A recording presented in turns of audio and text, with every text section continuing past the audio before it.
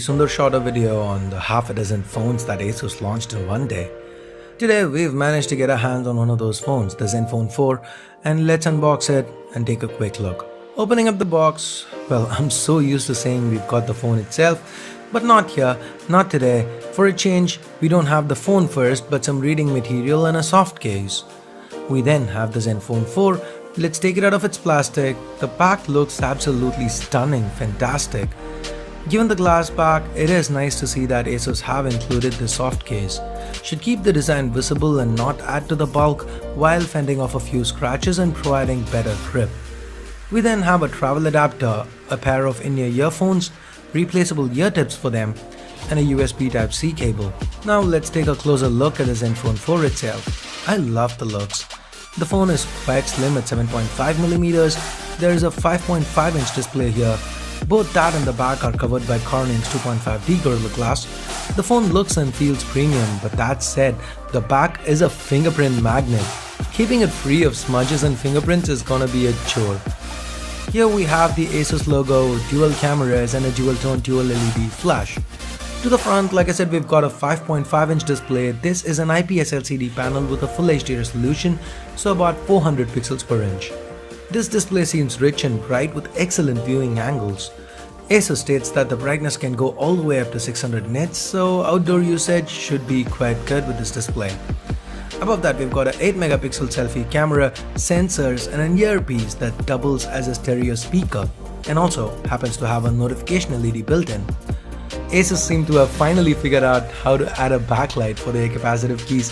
Took them years, yes, but as the saying goes, better late than never, right? Now the key to the center, that doubles as a fingerprint scanner, and this scanner seems to work fine. The secondary microphone resides up top, the power key and the volume rockers to the right, the 3.5mm headphone jack, Type-C port, primary microphone and speaker populate the bottom. We've got a hybrid tray, so you get to add either two SIMs or a SIM and a micro SD. Under the hood, this Zenfone 4 is powered by the new Snapdragon 630 chip. Now that has 8 Cortex A53 cores split into two clusters. The first one's clocked at 2.2 GHz each and the other 1.8 GHz each, similar to Snapdragon 626, but the difference here is that the GPU is now Adreno 508 and Qualcomm promises that it will bring about a 30% boost in GPU performance. There's also 4 gigs of RAM along with 64 gigs of onboard storage.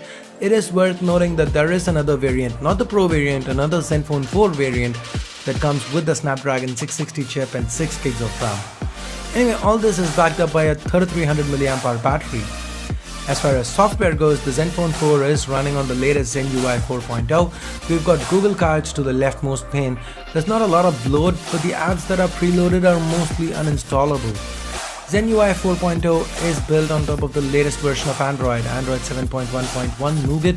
That means the regular Nougat features like split screen support to run two apps side by side at the same time for better multitasking and quick switch to rapidly jump between the last two apps by double tapping the recent key are present and accounted for. ASUS has a bunch of their own tweaks as well, including support for themes, a mobile manager and endless home screen customization options. The camera interface is quite intuitive, the shutter response is quick, there's a burst mode available too. ASUS have even thrown in a dedicated Pro mode.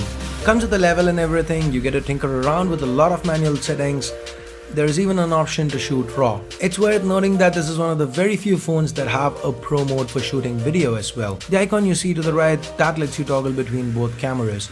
The 12-megapixel primary camera here uses Sony's IMX362 sensor that's as large as 1 by 2.55 inches and the individual pixel size is 1.4 micrometers. Now that coupled with an f1.8 lens means a lot of light is let in. This camera also uses Zenfone's Tritech Plus focusing technology. There's support for 4-axis optical image stabilization too. The second camera is similar to the one found on the LG G6. It is a wide-angle camera with a 120-degree field of view. The pixel count is down to 8 megapixels and the aperture is relatively narrow at f2.2. There is